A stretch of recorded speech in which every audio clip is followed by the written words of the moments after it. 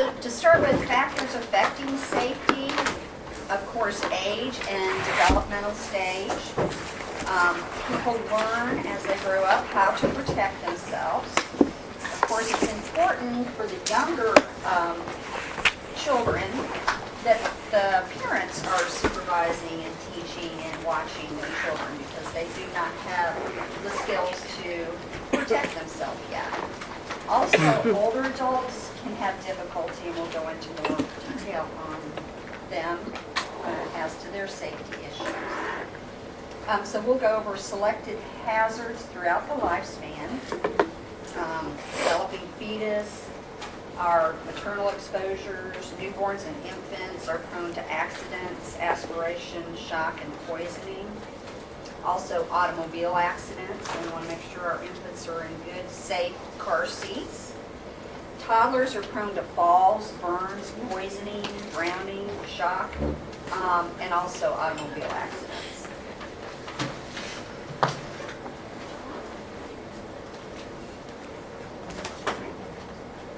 Some more factors affecting safety are lifestyle, the work environment can be a safety risk, residence in high crime areas, access to weapons, insufficient income increases the risk for safety. Of course, illicit drugs contribute to safety issues, and risk-taking behaviors. Mobility and health status can also affect safety. Of course, impaired mobility will hamper someone getting out of a house, for example, if a house catches on fire. Then the SCI or spinal cord injuries, for the same reason, they do not have the mobility. And also it could be from weakness from an illness or a surgery they've had recently. Some of the system factors are sensory perceptual alterations, which include impaired touch, hearing, taste, smell, and vision. And we use all our senses to keep us safe. So if they're impaired, that can be a factor in keeping one safe. Cognitive awareness also can be a factor. It can inhibit the ability to perceive environmental stimuli, impaired awareness. Emotional state can be a factor also, where extreme emotions can alter perceptions. Ability to communicate, diminished ability to receive and convey information, aphasia, language barriers, or the inability to read. Culture can also be a safety factor due to the language barriers and social and physical behaviors. Complementary and alternative medicine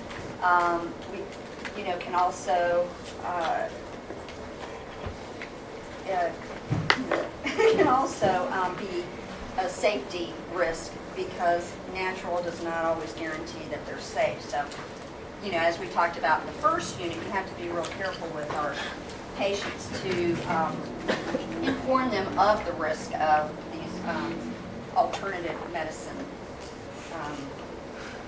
medication that they are taking. Safety awareness includes information crucial to safety, information about water, cars, and fire safety.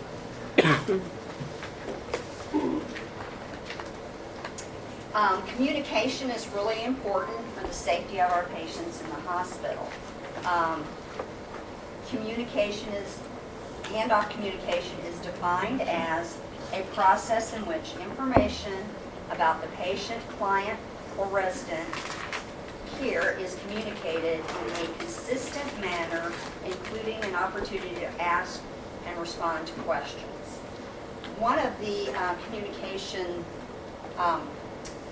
things we have that we can use is called the S-bar, and this just ensures that you're getting all the information communicated correctly.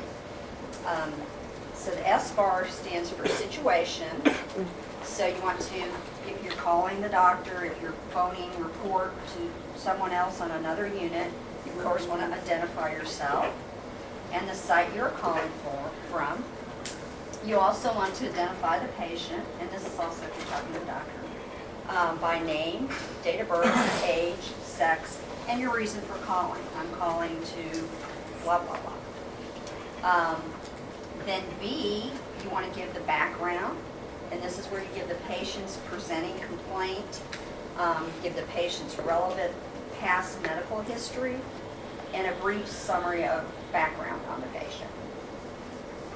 A is your assessment findings, so your vital signs, which include your heart rate, respiratory rate, O2 saturations, blood pressure, temp, and whether they're alert, their voice, if there's any indications of problems with them verbalizing, pain, and if they're unresponsive, of course. And list any of the vital signs that are outside the parameters and your clinical impression. For example, if you have a patient who comes in and is has a history of hypertension, and the doctor just hadn't ordered anything for his hypertension, you may be calling the doctor about that. So he would want to know what the blood pressure is. And then also, if the patient has medication that they've been taking at home, normally, then you can also give them that information. So you need to have all your ducks in a row, so to speak, before you call the doctor or before you call a report. And then R would be your recommendations, which I kind of went into already, of what you require, how urgent, and when actions need to be taken. Make suggestions if you have some suggestions, and clarify what action you expect to be taken. And then there's always, it's always important to ask questions for any needed clarification at the end. So that's a good form of communication that we can use. Safety, of course, involves infection. We want to break the chain of infection. And the chain of infection is the 6 links that make up the chain of infection. The first is the etiological agent, or the microorganism. So in order for an infection to occur, you have to have a microorganism. Then you also have to have a reservoir or a source. And a reservoir or source is the place where the organism naturally resides. Most common is other people. We have to be really careful with what? What is the main thing you can do? Hand washing. Hand washing, thank you very much. Very important. Also, microorganisms can also come from plants, animals, the environment, food, as food poisoning you hear about, water, and feces. Then the next chain, which is important, is the portal of exit from the reservoir. There has to be a method of transmission and a portal of entry to the susceptible host. That's why we don't cough in people's face. Again, washing our hands is so important. And there does have to be a portal, but hand to mouth is probably the most common portal of entry. Susceptible, the person has to be susceptible or be a susceptible host. And a lot of the patients that are immunocompromised, like someone who has HIV, cancer, the elderly, they are at risk of acquiring infections. So you want to be super careful with that age group, and diminished immunosuppressive patients. So it's important to enforce the standard precautions, because it can lower infection risk. We use personal protective equipment, and you can read over the checkoff actually in the book. I did not put that PowerPoint up, but I can if people would like me to put that PowerPoint off on the checkoff. But that's one of the skills that you should have been checked off in the nursing assistant class. But it's good to review it, because we do have a lot of contact isolation in the hospital, so you use it a lot. So the personal protective equipment reduces the risk to the provider. It involves wearing gloves, sometimes masks, gowns, goggles, depending on the type of isolation the patient is in. It's important that the resuscitative equipment is clean. The U.S. Occupational Safety and Health Administration, OSHA, has regulations on standard precautions also. And HIPAA, or not HIPAA, but HEPA, are the filtered respiratory equipment for TB. We don't do TB patients because you have to be sized for those, so we usually don't take the tuberculin hospital patients. And as we said, as someone mentioned earlier, hand washing is the single most important infection control measure. It's important with routine client care to wash your hands for 20 seconds. I know you know the technique, but you turn on the water, you wet your hands, you put your soap on, and then you just want to make sure that you really get all your surfaces. And you can do the ABC song, or 1 1000, 2 1000, but it's really important. 20 seconds is a lot longer than you think it is, but that is very important. The number one problem I see with students washing their hands, can anyone guess what that might be? Touching the sink is one. The door. The door. Okay, well, sometimes you have to touch the door when you're going out. Thank you. Using the paper towel to turn off the water faucet. It's great if we just have the push pedals, but if you have to turn off that water and you've just washed your hands all nice, and then you just take your hand to that faucet, what have you done? You contaminated your hands, so it makes me crazy. Make sure you use your paper towel. Practice it when you go to restaurants and here at the school to make sure you get that paper towel, because if not, you're just recontaminating your hands. So make sure you do that. Thank you. The CDC recommends alcohol-based hand rubs before and after client contact. At Rowan Regional, they want you to foam in and foam out of each room, and they have little spies at times watching people to make sure they do that. We don't want any of our students to get busted on that. Sometimes if you forget, they're all over the place in the hospital, which is a great thing. So you can get it when you get into the room and coming out of the room, or you can get it right out of the room. Sometimes I go, oops, forgot to do that. So make sure you do that.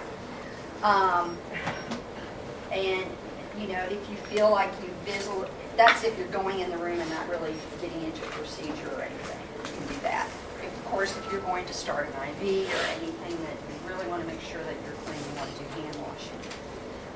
Another incident where you want to be using hand washing is C. diff.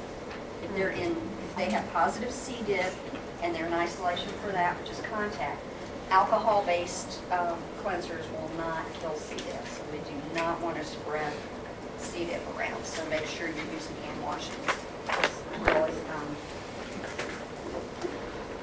often, or all the time when you come out of the C. diff. Another thing that I'm seeing, I'm going to tell you all my pet peeves here, is throwing laundry on the dirty linen on the floor. What are you doing when you're doing that? Contaminate the floor. You're contaminating the floor. You're risking contaminating yourself because you got to pick that linen up, right? So if the linen wasn't dirty enough and then you pick it up, of course you don't want to have it next to you, but then you're walking through it and you're walking out the room and you're just taking all those little germs right along with you. It drives me crazy. So make sure that you have a bag in your room with you to put your linen on. And I prefer it not to be on the floor at all because anything from the waist down is considered contaminated. So you still, even if you pick that bag up, you're risking contamination. Just think of that floor as dirty. Of course, if you drop a glove and you've already gloved up, just grab another glove. Don't lean down and pick up that glove because, again, you can contaminate yourself. So, just be aware of that. I personally will be watching you for that, and I'll nab you on that if I see you do it, because it's real important. Infections are out the roof, and I know y'all know that, but there are a ton of people with infections in the hospital now, so we really have to be religious about trying to keep those germs contained. Okay. So it's important that we break the chain of infection. Break one of those links. And of course, hand cleansing we talked about, hygiene, preventing that ideal environment for growth.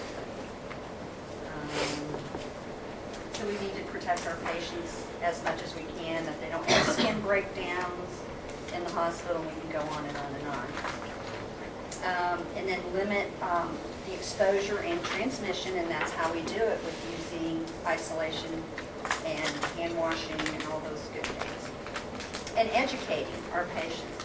A lot of times I see family come in and they are not dressed. You know, they don't understand the standard precaution thing on the door. Maybe the door was left open, they just walk on in, or they just don't understand it. So that's where us as nurses really need to get in there and teach the family that, you know, you don't want to take this home. If you have kids, you really just don't want to take this out of this room. So it's up to us to give good education to the families. Airborne isolation would be clients who have known to have a suspected or having a serious illness transmitted by airborne droplets smaller than 5 microns. I've seen pneumonia hit and miss be in isolation. I'm not sure. Sometimes, a lot of times they aren't in isolation. Not sure about that, but sometimes they are. Droplet, airborne of course would be for TB, but droplet clients known to have suspected or having serious illness transmitted particle droplets larger than 5 microns. And then of course contact is our most common one, and that's used for clients who are known or suspected to have serious illnesses that are easily transmitted by direct client contact. Contact with items in the client's environment also. That's why we need to get dressed up to go in these rooms. Again, it's important. Disposal of soiled equipment and supplies is very important. Contaminated items, even if they're not in isolation, need to be enclosed in a bag and removed before they're removed from the client's room. Handle the linen as little as possible and bag before sending to the laundry. And place lab specimens in leak-proof containers with secure lids and labeled and put in a biohazard bag. There's no real special precautions with dishes, but of course your needles and syringes go in the sharps. And then place puncture-resistant containers without recapping these. You place them in puncture-resistant containers without recapping the used needles. All the needles in the hospital now have safety mechanisms of some sort, so don't get nervous and just throw it in there without, triggering that safety mechanism.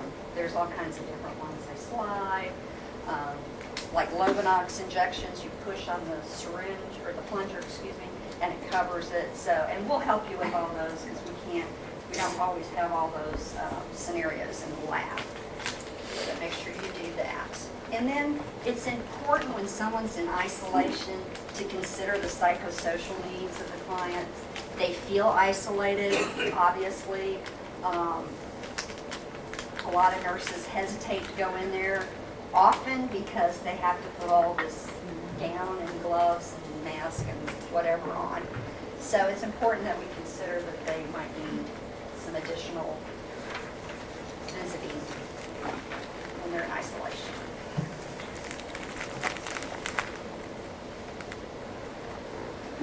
One of our exemplars is environmental safety, and the client settings. Home safety is important for all the clients.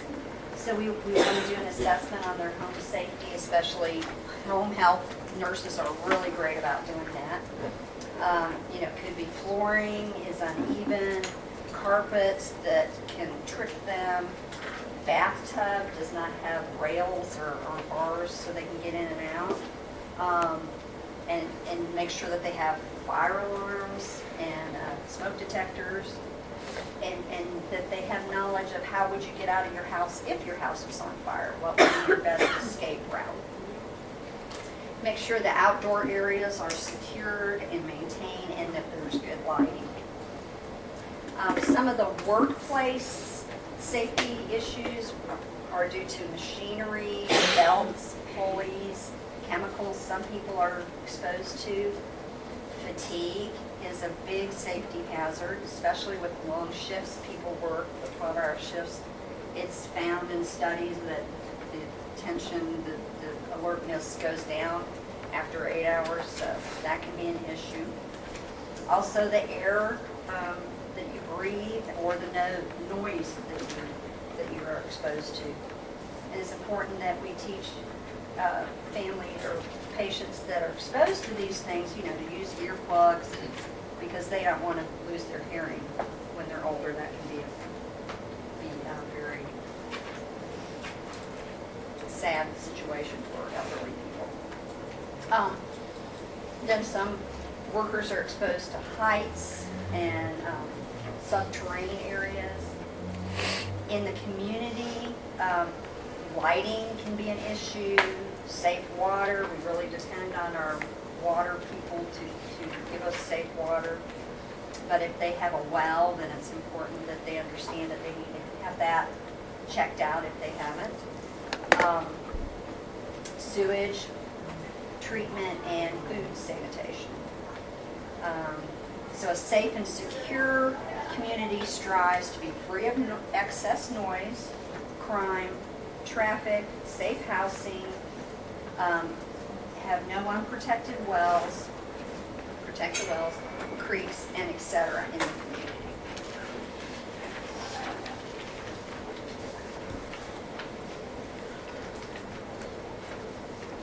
Healthcare settings. The Institute of Medicine's report found that 44,000 to 98,000 deaths are attributed to hospital errors. So that is really alarming. So we need to be conscious of that. Health grades estimated that it was more like 195,000. So clients, the IOM defines safety as freedom from accidental injury. Error failure, and error is a failure of a planned action to be completed as intended or use of the wrong plan to achieve a goal. And an adverse event is defined as illness or injury caused by medical management rather than underlying disease or condition of client. Client safety problems are, a big one is medication errors. I would say of the students that have problems in clinical, this is the number one thing that I see. So we're going to be getting into medication administration. There is a reason why we go through that long process. And yes, you only have one patient for many of the semesters, but it's something you need to get into a habit of doing over and over and over. Northeast, of course, has gone to a Cerner system where they scan, but at Rowan they haven't quite gotten to that system yet, just because they found medication errors as a big problem in healthcare. But we're going to have you ID your patient. You don't say, Mrs. Jones, can you tell me your name, right? You say, can you tell me your name, date of birth, and any allergies? And that is an opportunity for us to take that MAR and don't leave it over here when you're checking your patient. Have it in your arm, and then at the same time be checking their own bands, because we want to make sure that you're medicating the right patient. As I said, I know you only have one patient, and they're like, oh, you already asked me that. Well, it's so when you have 7, 8 patients, that you're in that habit of doing that and making sure, because you could easily get into the wrong room. There's a lot of distraction in nursing. You have to multitask a lot. So that's why these safety measures are put in place. Okay, so that's my other little soapbox. And then another problem they found was wrong site surgery. So I know you've probably heard about that in the news also, where patients are, when they're awake, before they go for their surgery, they go in and say, this is the knee, this is the hip, and they take a marker and they mark it, because they found believe it or not, that there were a lot of surgeries done on the wrong arm or leg or body part. Another one, the safety issue, is restraint related. We're going to go into a little bit later more about restraints. But restraints, we don't really want to use restraints unless we have to, because there are hazards that can come with using restraints, injuries. So we'll talk about that more in a minute. Also falls, big thing in hospitals, falls, patients falling. So of course we want to make sure we're doing everything we can as nurses to prevent those falls. And we'll also go into more of that. Burns, pressure ulcers. I would say pressure ulcers come before burns, but burns are also a risk factor. I would say more so at home with the elderly than any. And mistaken identity. So we just talked about that. So they found that more than 50% of errors are preventable with better systems of care. Factors that they found that increase the risk of human error are limited short-term memory, being late or in a hurry, limited ability to multitask, get used to multitasking, we do that a lot in nursing, interruptions.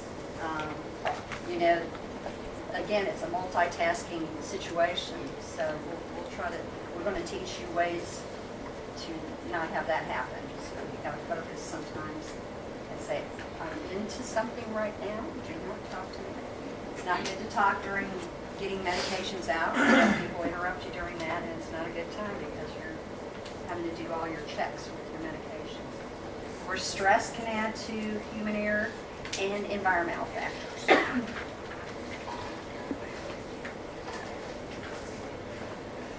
The IOM report links nurses' environment and client safety, staffing levels.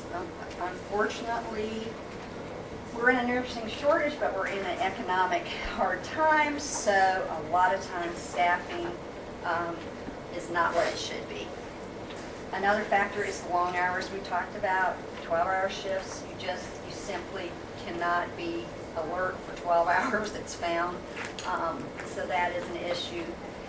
And they've gone to 12-hour shifts because of the staffing problems. So it's kind of like you get something good and then you have a negative from it, though. And the work processes is another human error. And the most common, as I said, medication administration and hand washing. Hand washing is such a simple procedure that we do, but it is not practiced correctly a lot of times. So we're spreading germs that way. And we're taking them home to our families. So make sure I always see you do get hand washing. Also, another factor that can increase the risk is the physical design of the workplace. Just poor layout, where you might have patients all the way at the end of the hall and you might have patients up here. I mean, I think they try to do that, but sometimes it's just the design of the workplace that can add to the risk for human error. So the system has looked at these problems and established a national center for patient safety, established a reporting system. What they do at Rowan, I speak at Rowan because that's where I have my clinical groups, is bedside reporting, where you do it at the door. You should go in the door, but sometimes at 6:45 in the morning, these patients don't want to hear what they have to say. So it's probably done better probably at 7 p.m. than 6:45 a.m.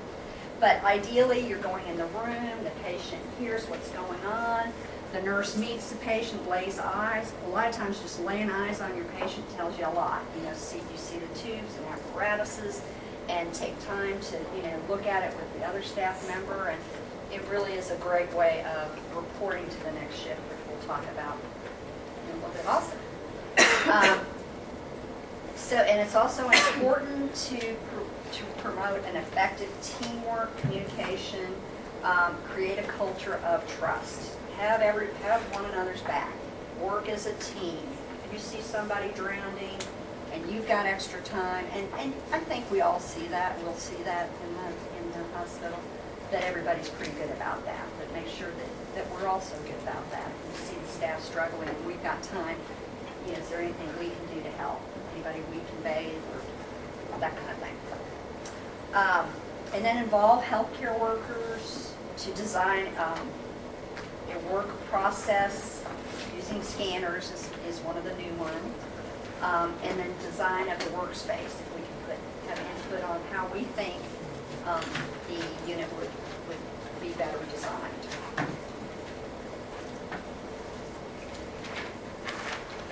Okay.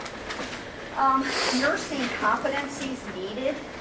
We need to make sure that we're patient. We're doing patient-centered care.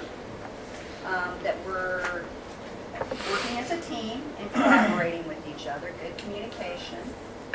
Using evidence-based practice is real important. I know you've heard that term since we started nursing school.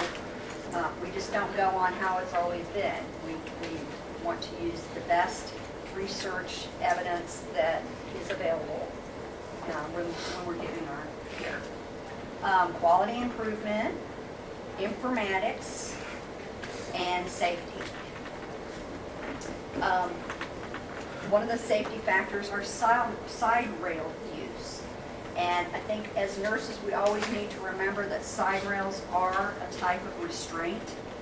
And in some facilities, like long-term care, they're not used at all because they found that sometimes side rails can be more of a hazard than a safety feature. So, but in the hospital, typically we put the side rails up at the top. That's what I'm typically finding. But you always want to remember, you don't want to have a patient in a bed with all 4 side rails up unless they request it, because it is a type of restraint. If that patient gets hurt trying to crawl out the bottom of the bed, who's responsible? We are. So just keep in mind that it is a restraint. You can put 3 up, but that fourth side rail cannot be up unless the patient says, please put that up, I feel more secure with that. The good thing is, instead of using restraints, although we'll talk about that in a minute, there's electronic devices, which are awesome. So I'm seeing a lot of those in the hospital, bed alarms, chair alarms. So as soon as they start to get up, it alarms. And if you ever hear that on the floor, you need to go running. Because we need to prevent falls that lead to injury. So those help decrease the use of restraints. It's important to prevent pressure ulcers because they stem from failure of cooperation among the entire healthcare team. We need to be turning these patients. We need to be alerting wound care of any wounds that are starting to develop and use the barrier creams and everything we can to prevent that. Quality improvement and systematic care can prevent these. Supportive surfaces, repositioning clients, those kinds of things. Of course, we'll talk more about pressure ulcers later. And then we also want to prevent the functional decline of our older adults. The leading complication of hospitalized older adults, comprehensive assessment of geriatric clients on admission is real important. They do a risk assessment of procedures, equipment, and you always need to consider the developmental age when we're thinking about safety factors. So safety measures for the hospitalized child. Of course, we want the age-appropriate crib and bedding. We want to secure equipment, cords. Well, of course, nobody's going to allow, I hope, a child to chew or play with cords, but that's important. Maintain the bed in low position, and that's for our adults also. Crib rails need to be up when the parent is not at the bedside, and we need to inform our parents of that also. And establish a list of approved visitors. Staff communication when the parent leaves, and then there's adolescent issues.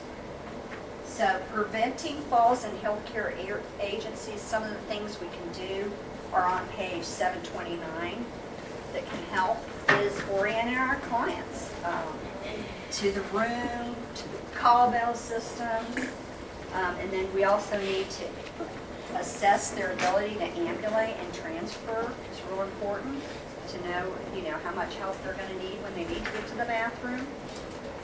And of course, supervise clients at risk for falls, encourage the client to use the call bell and show them where they need to push it and the different features on it. Place tables near the bed or the chair.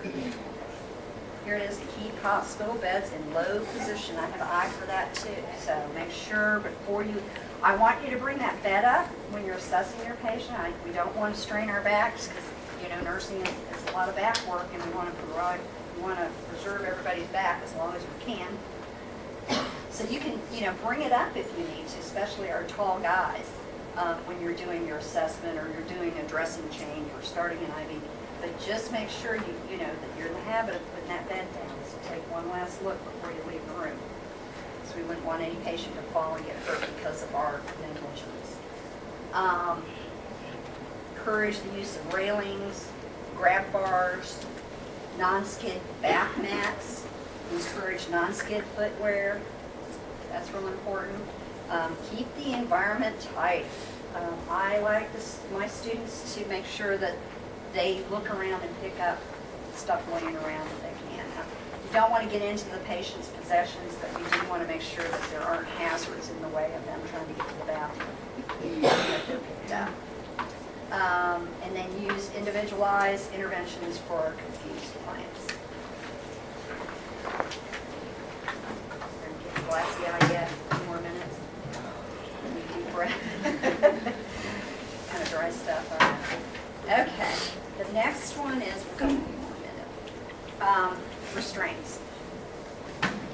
Using restraints are protective devices, defined as protective devices used to limit physical activity or part of the body. And sometimes we do, unfortunately, need to use restraints. There are physical restraints and there are chemical restraints. Physical restraints are manual, physical, or mechanical devices, material, or equipment attached to the client body, not removed easily, and restricts the client's movement. Chemical restraints, on the other hand, are medications used to control socially disruptive behavior. And that's a picture of a mitt restraint. There's all kinds of restraints. And this is a limb restraint.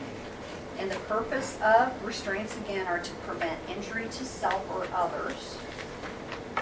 However, they can cause injury to the patient and lead to sentinel events or problems. We need to remember that they can be demeaning, psychologically harmful. They limit the patient's autonomy. And the American Nurses Association's position on restraints is when there's no other viable option. So they need to be a last resort. And I am not seeing as many restraints as I used to in the hospital. And I think it's because we've come up with those great bed alarms, chair alarms, everything we can do to preserve their independence as much as possible. Okay. Jacket restraint, we don't see those too often on the med surg. Probably more on the psych unit. But legal implications for using restraints. You need to know your agency's policies and the state laws on restraints. The Centers for Medicare and Medicaid Services standards apply to all organizations where behavior management standard, when client is dangerous, where behavior management standard is when a client is dangerous to their self or others. And there are never, ever, ever PRN orders for restraints. Okay, so highlight that or whatever. The nurse may apply restraints. Primary care provider must see the client within 1 hour for evaluation after restraints are applied. If you feel like you can't wait to call the doctor and get that order, you can go ahead and put them on, but you need to have somebody come in an hour Can be a nurse practitioner or physician's assistant also, but it needs to be, they need to come in and evaluate the situation in an hour. The written order is valid for 4 hours. So if the client alone must be continually visual, or it is only good for 4 hours. So if you need it again after that, you'll need to call again. If the client's alone, you must continually visually and audio monitor of their status. Clients have the right to be free from restraints, and it depends probably on your facility, or I would say it depends on your facility and what their protocol is. Once an hour, let their, get the circulation going in their hands, or get them up to the bathroom or whatever they need. And of course, that are not medically necessary, we need to get rid of those. Restraints cannot be used for staff convenience, and that's why we do have to have a healthcare provider or practitioner or physician's assistant come in an hour. So that has cut down a lot. We used to be able to just throw restraints on people without having to justify it. So that has helped a lot.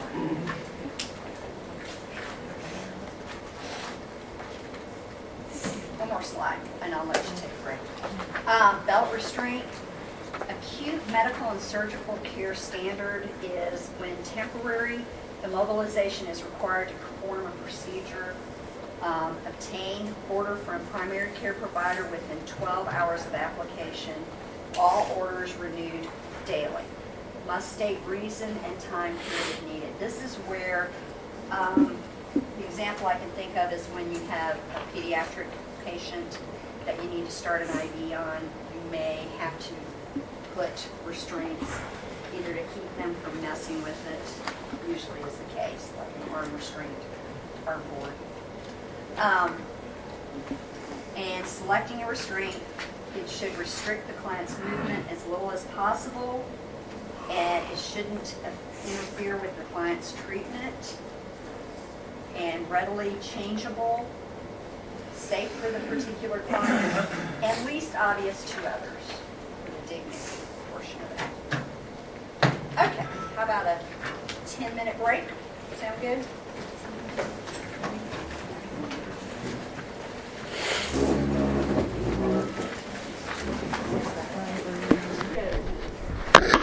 Anybody have any comments or thoughts? Real important that we are very careful with medications. And he made some other good points also. We tend to use our medical jargon and talk over people's head. Anyway. Okay. All right. The next slide shows a Jerry chair, and on page 739, there's a box 32-4 that talks about alternatives to restraints, and we always want to look for alternatives to restraints because of all the negatives that are involved with restraints. So some of these are assigned in pairs. Place unstable clients in an area that is constantly or closely supervised. So put your patients closer to the nurse's station that you can, that you feel like you need to monitor closer. And prepare clients before a move to limit relocation shock. So, give them as much information so they won't have that as a problem.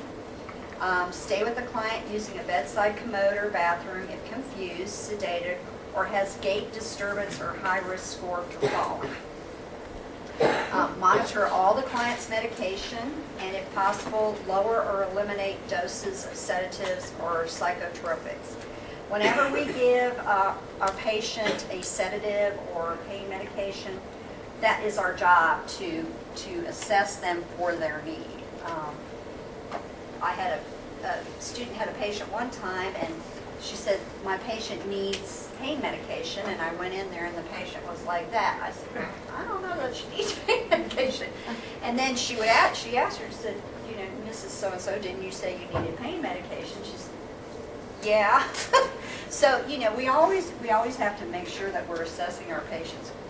Even though they ask for pain medication, it's our job also to evaluate them for the need for that. We don't want to withhold medications by any means, but if they're sedated already, we certainly don't want to add to that. Of course, we're going to position beds in the lowest position. We talked about that. Replace full-length side rails with half or three-quarter length rails, and as I said, they're half side rails in the hospital at the top. Use rocking chairs to help confused clients expend some energy. Used to be, I don't see this as much. They take all the little old people and bring them out to the nurse's station at night to keep an eye on them when they weren't sleeping. Give them something to do to kind of occupy their time. Look through magazines and that kind of thing. But using a rocking chair is a good idea. Wedge pillows or pads against the sides of wheelchairs so they can't kind of scooch down in those. Place a removable lap tray on a wheelchair. Try a warm beverage, some soft lights, and a back rub or a walk, things that always relax us at night. Use environmental restraints. Place a picture or other personal item on the door to the client's room, and this is especially in the long-term care facilities, so they can find their room easier. Try to determine the causes of the client's sundowner syndrome and establish an ongoing assessment. Yes? What do you mean by environmental? I knew you were going to ask. I would have to look in your book. I think we discussed that.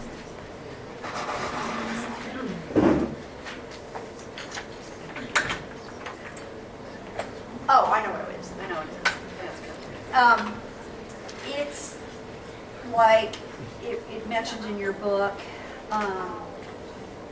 putting barriers, like if there's rooms you don't want them to go into, kind of like what you do with your toddlers at home too, kind of, you know, put a plant or chair, you know, to keep them from going into the bathroom.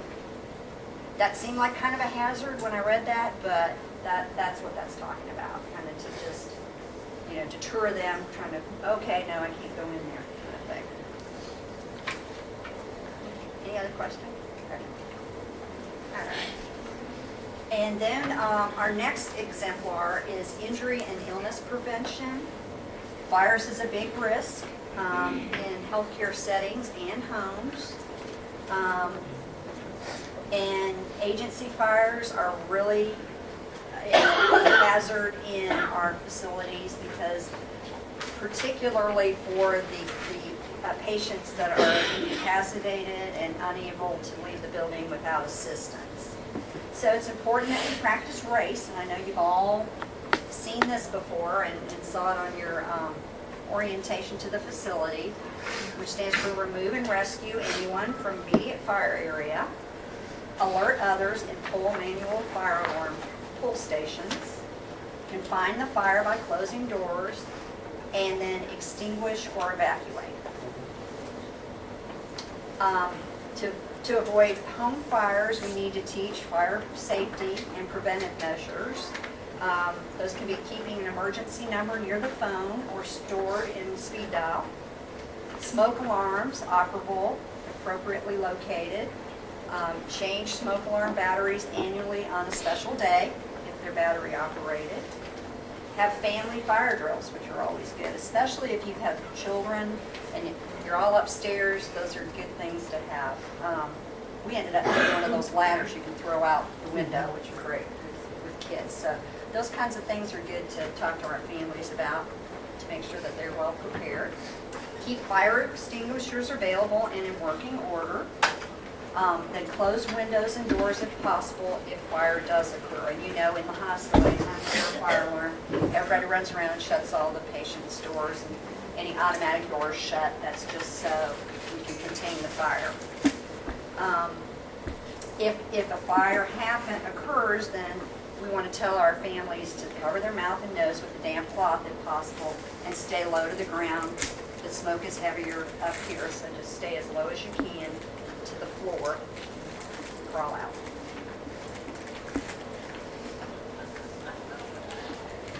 As we talked about, falls are a big safety hazard that we see happening a lot.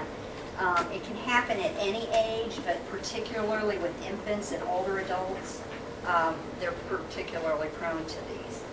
Infants, of course, we want to tell moms to not leave them unattended, that even if they're not rolling, they can do that first roll off that table, so you always want to have one infant.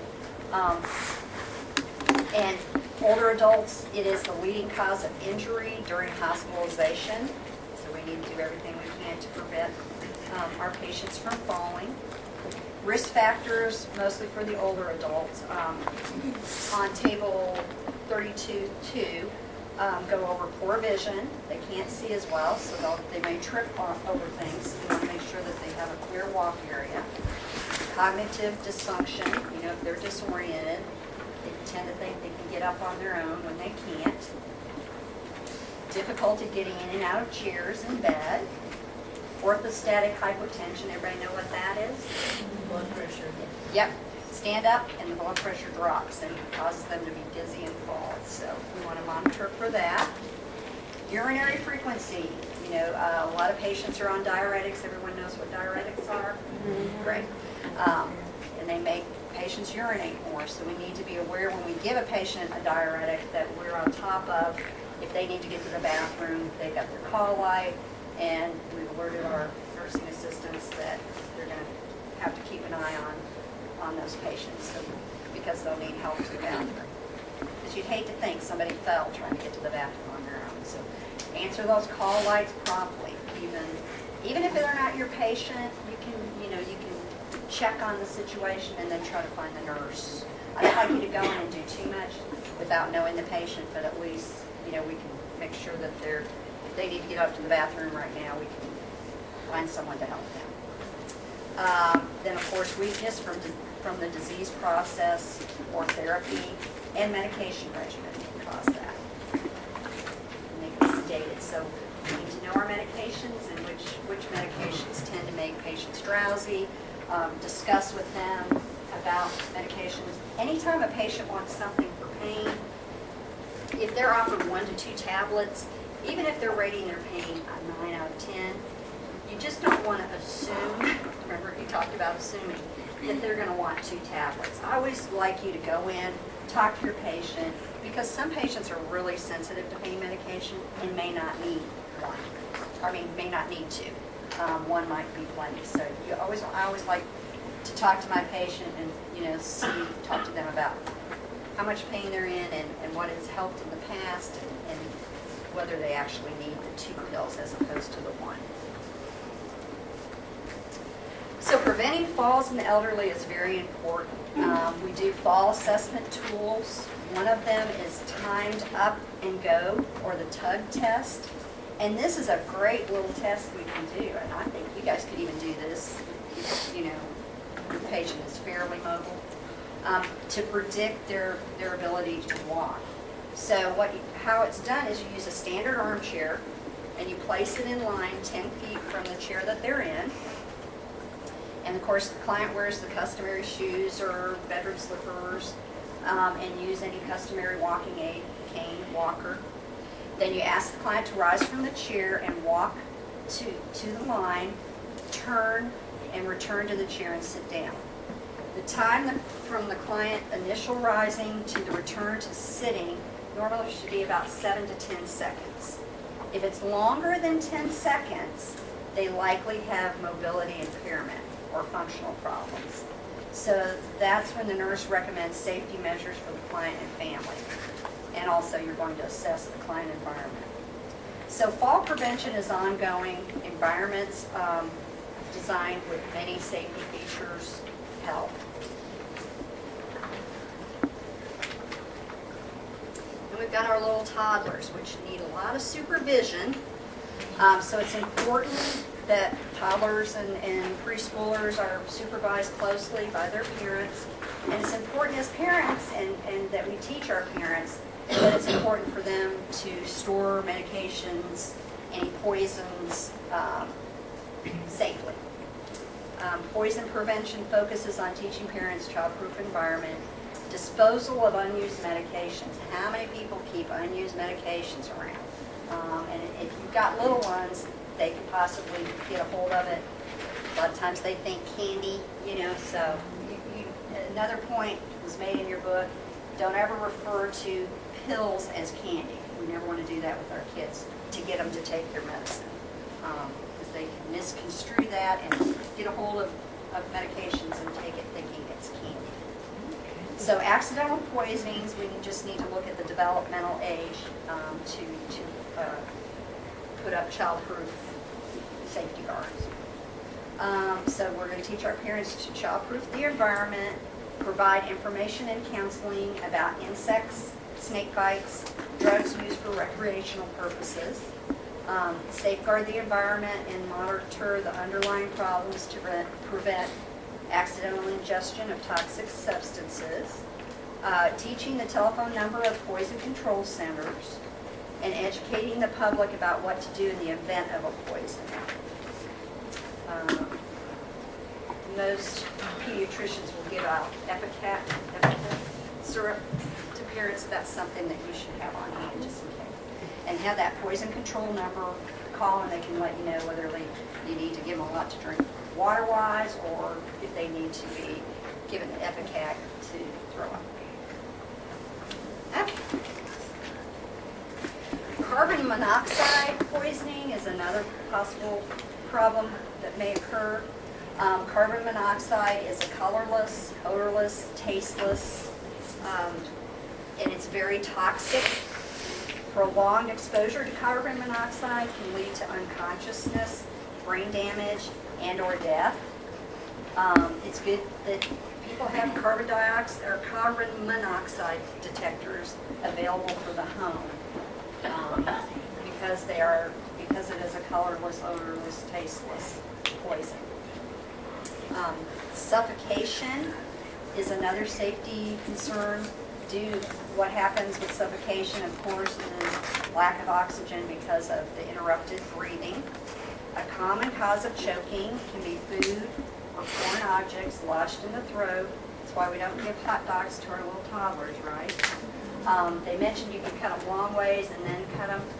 That will help, but yeah, anything roundish is not good. Of course, popcorn, nuts, those kinds of things. So we're constantly teaching our moms with our pediatric patients about safety concerns. Other causes, drowning, gas or smoke inhalation, and accidental causes. Okay.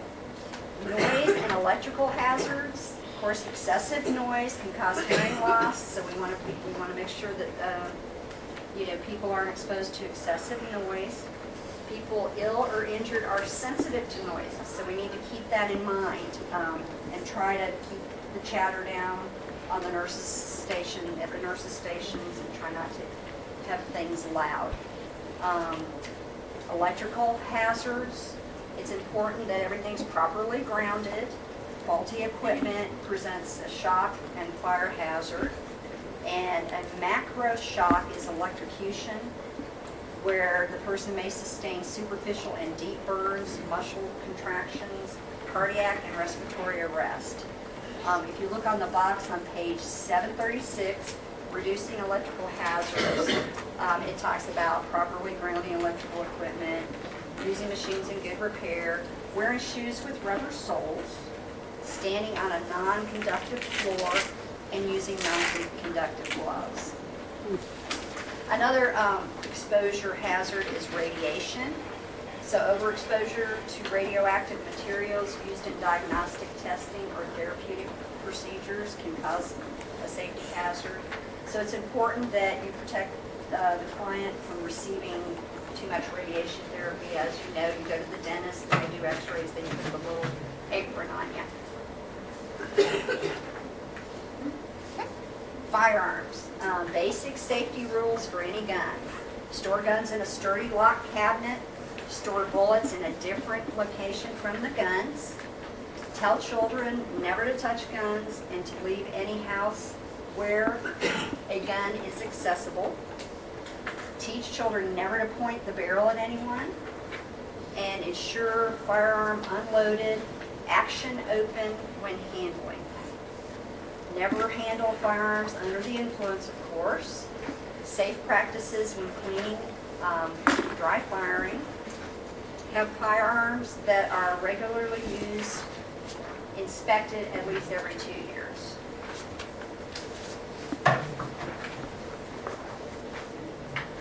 Another hazard. This is just a little informational slide that says now that you're pregnant, you're not just eating for two, you're breathing for two. Smoking is very hazardous to our little fetuses.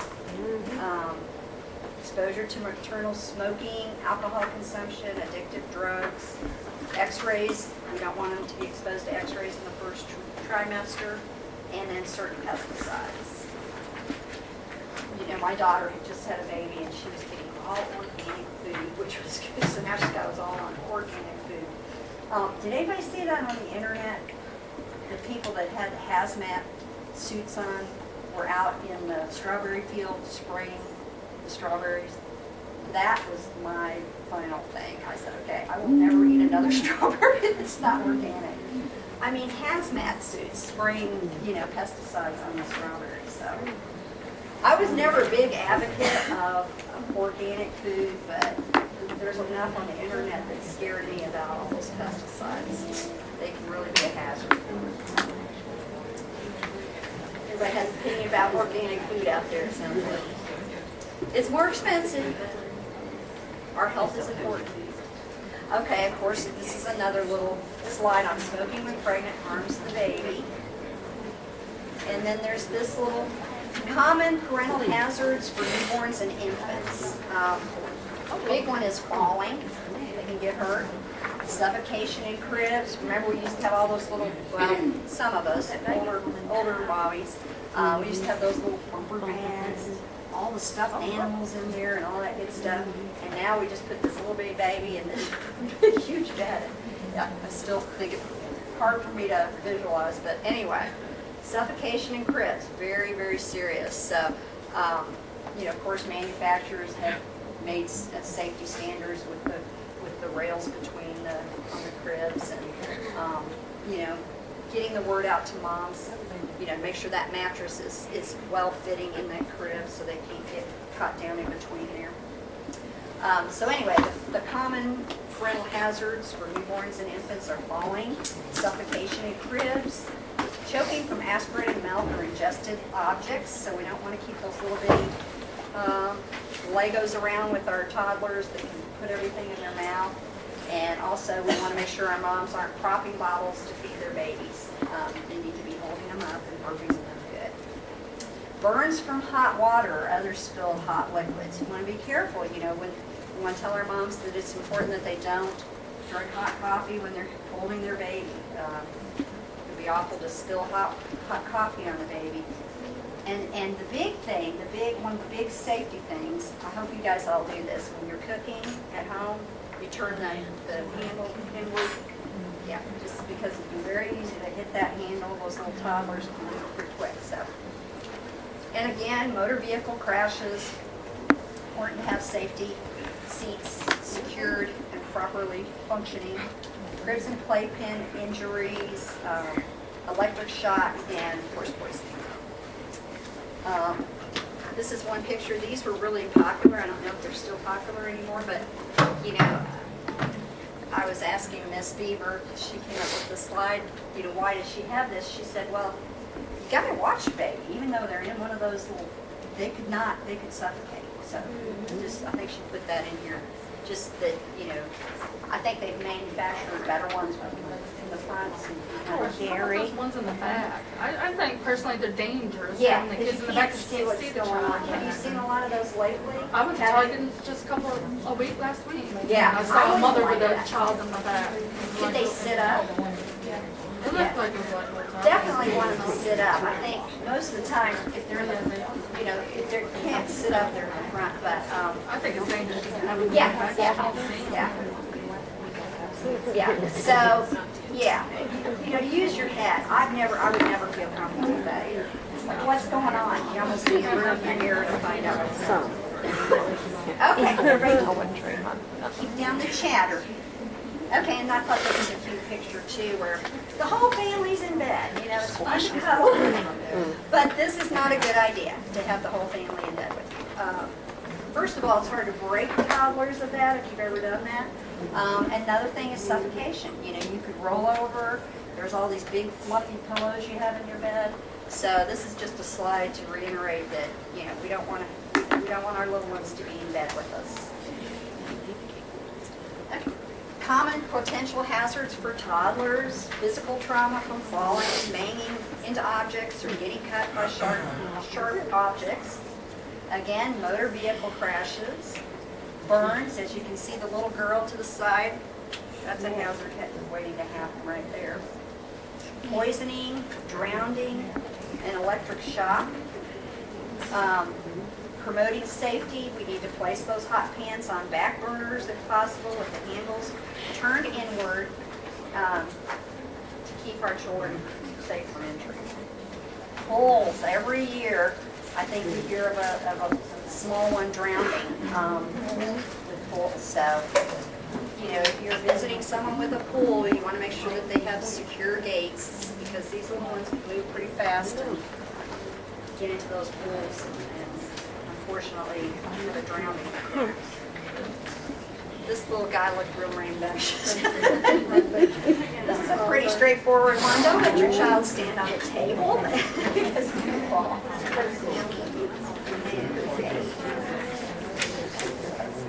Okay, and the next one is, toddlers, little ones, don't have any fear. They don't understand traffic, so it's definitely something we need to teach our parents about, looking both ways and traffic signals. And this is a great little barrier. I would not want that as just what, you still want to be out with the child, but at least you could get to them before they went out on the road. So.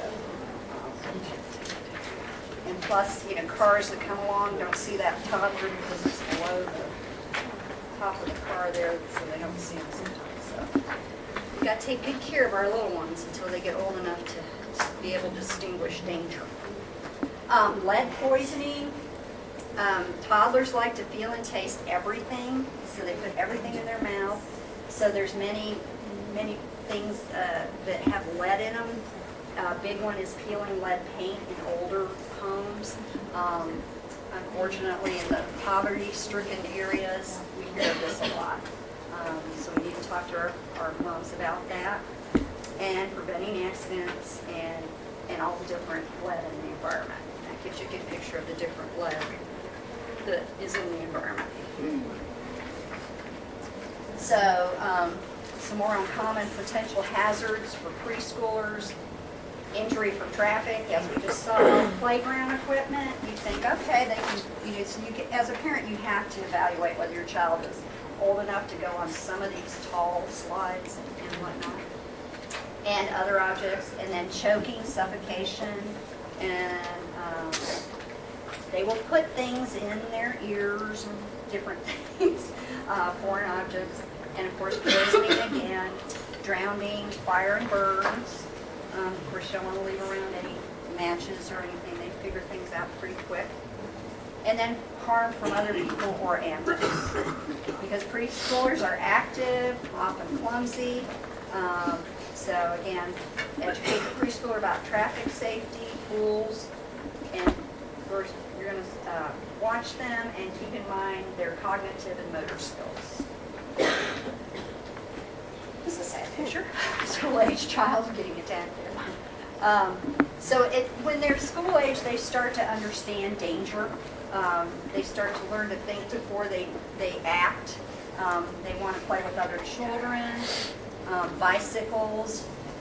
You need to make sure kids have their bike helmet on. My kids, I told them they had to have their bike helmet on. They said, okay, we're not going to ride our bike. And they really didn't ride their bikes because some of their friends didn't have helmets. I thought, okay, that was a waste of a purchase. But yeah, and it's up to parents to reinforce all those safety things, safety features. They like to hike, swim, boating, and they will respond to rules, so they understand rules. Sometimes they're exposed to bullying. I don't know if you remember my story about Butch. My son had a confrontation with a boy named Butch at school. Yeah. He was bullying him. I said, well, he's got the name Butch. I don't know if my child named Butch. But that was their first mistake, naming their child Butch. That just sounds like a bully to me. Anyway, and then, you know, our kids are exposed to so much more than a lot of us were when we were little. You know, they've got to be aware of what their kids are on the internet with, because there is cyber stalkers and all that kind of thing. So we need to be teaching our parents about that. Injuries leading cause of death are motor vehicle accidents, drowning, fires, and firearms. And again, keep those guns locked up and ammunition in a different place, those kinds of things. We're out there, getting. Adolescents. The big thing with adolescents, are they starting to get that driver's license, or they want to get that driver's license. So it's up to the parents. I mean, just it shouldn't be an automatic, okay, my child's 16, now he can drive, she can drive. It's you know, the level of their responsibility needs to be assessed, and you know, their common sense and ability to restrict peer pressure, drugs, sex, and gangs. Those are all important things with adolescents. They also have a risk for sports injuries. They're not totally coordinated yet, so they are at risk for sports injuries because of that. Recreational injuries, bike crashes, that's why they need to wear their helmets. Firearms, they're fascinated with those if they're around, so you don't want to make them accessible. Substance abuse. Suicide and homicide, unfortunately, are the two leading causes of death in teens. So some of the risk factors for those are economic deprivation, family breakups, and availability of firearms. So, you know, we need to assess our adolescents for depression and families, you know, to support them to make sure that we don't have a tragedy with their adolescent. Young adults, motor vehicle crashes are the leading cause of death. These cars, we just need to get rid of these cars, I think. Be careful when you drive. Other causes, drowning, maybe the pools too.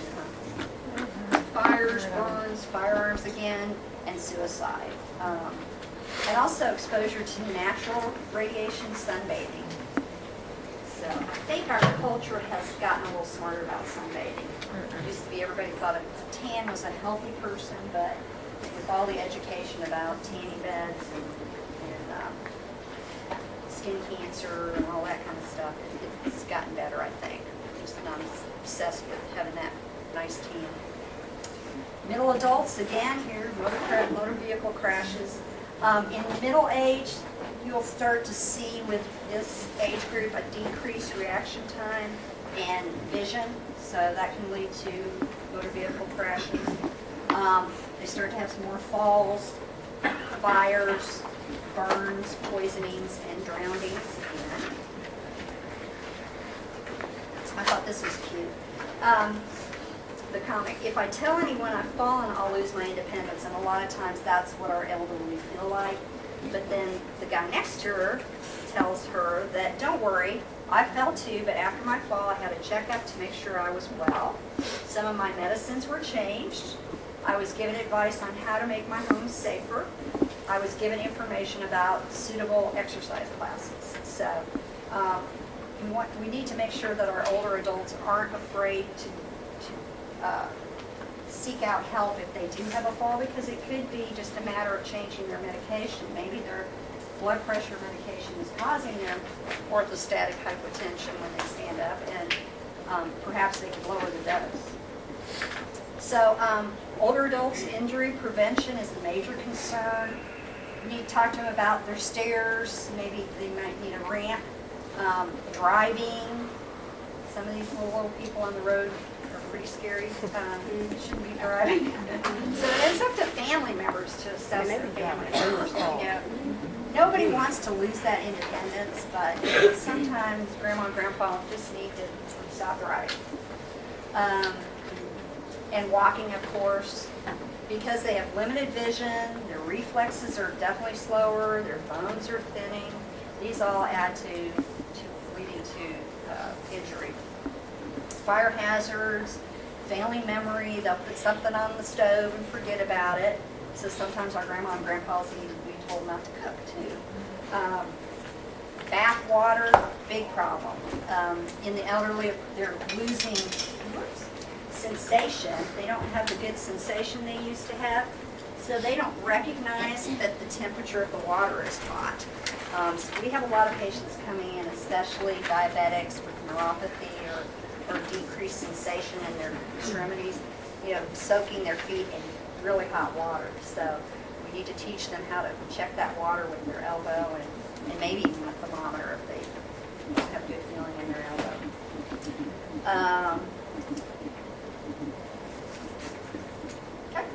And also stubbing their feet.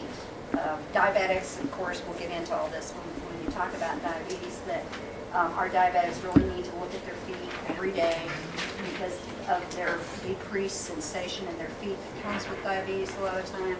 They might not notice that they have a problem, which can lead to a bigger problem. Also, in older adults, if they have dementia or Alzheimer's, they have the risk for wandering. So they need to have an ID device on. And the incidence of suicide is increasing in the elderly.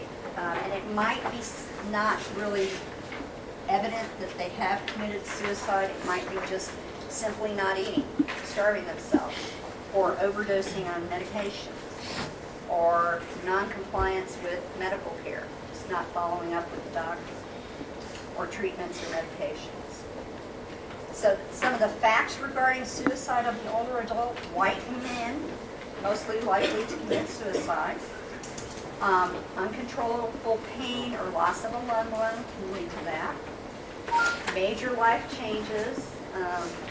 Unfortunately, a lot of elderly are going to lose their home and have to go to nursing homes. So that could be a cause. Major depression, social isolation. And they rarely threaten to commit suicide, they just do it. Okay, I know you guys are pretty good. I've just got a few more. You want me to do it or you want to Go ahead. finish them? Let's finish them. Okay. All right. Common potential hazards for older adults: falling, burns, motor vehicle crashes, and pedestrian injuries.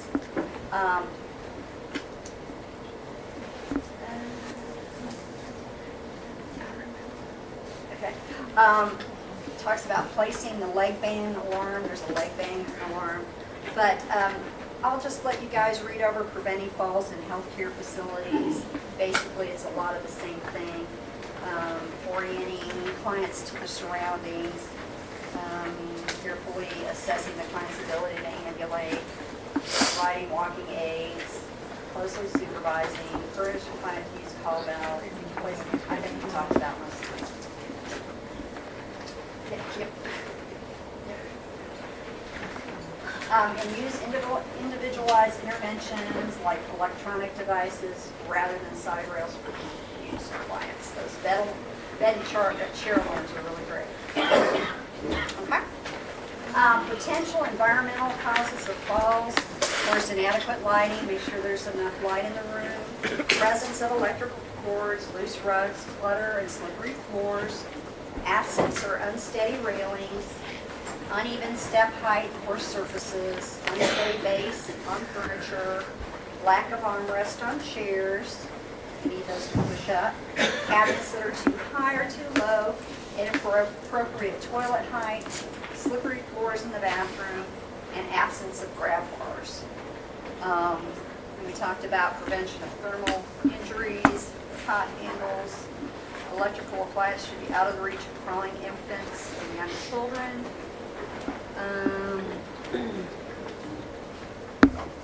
And then it's important to monitor therapeutic applications of heat. These days, most of them have automatic turn-off heating pads or decrease the temperature settings if you need to. The important thing to be aware of is violence hazards across the lifespan, domestic violence, which statistics are really inaccurate on how often this does occur because most people don't report it. So it's up to us as healthcare workers if we see signs of potential abuse that we report them. And you would report them to your immediate supervisor. You wouldn't just get on the line and call, okay? But child abuse, intimate partner abuse, elder abuse, because it affects families in the community, like I said, it's underreported. And the nurse's role should be involved in working with all phases of domestic violence. We need to work at preventing, screening, referrals for treatment, and follow-up care.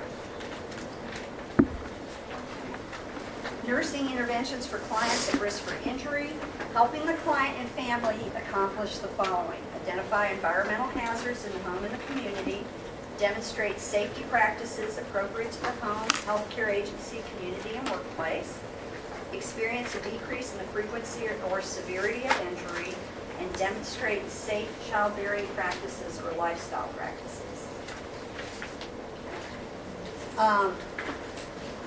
And this is the hospital national patient safety goals, which are important to know about. And the IOM 2000 report made increased awareness on the goals is to improve accuracy of patient identification. So they've done this using the scanners, and then you're going to ID them, name, date of birth, any allergies. Improved effectiveness of communication, so they've implemented a lot of communication reporting off standards. Improve safety of using medications. Reduce risk of healthcare-related infections. We talked about that. Accurately and completely reconcile medications across the continuum of care. They're really good about checking when the patient comes in, getting all the home meds, having the doctor look at the home meds, seeing whether they want to continue them or discontinue them. Also, if the patient moves from one unit to the next is another time that they will reconcile medications. So they'll go through them and make sure that they all need to be continued. So those kinds of safety features have really helped in medication mistakes. And then we've got the National Patient Safety Goals. So increase awareness of the need to improve plant safety. All JCO accredited agencies must meet specific safety goals. Focus is on the system, not individual errors. So they're not like, it's not as like frowned down, oh, I made a bad error. They want to know about it because it could be something wrong with the system. So they're not pointing fingers, they're not making individual errors. They're just tracking what errors occur and what they can do to improve those errors. So they're analyzing the system to determine why errors are made, and the environment is made for learning and improvement, not discipline. So examples are identify patient correctly, improve staff communication using the SBAR, prevent infections, check patient medications with reconciliation, prevent patients from falling, help patients be involved in their care, identify patient safety risks, watch patients closely for changes in their health, and respond quickly if they need help, rescue, prevent errors in surgery, dark sites. So those are some of the safety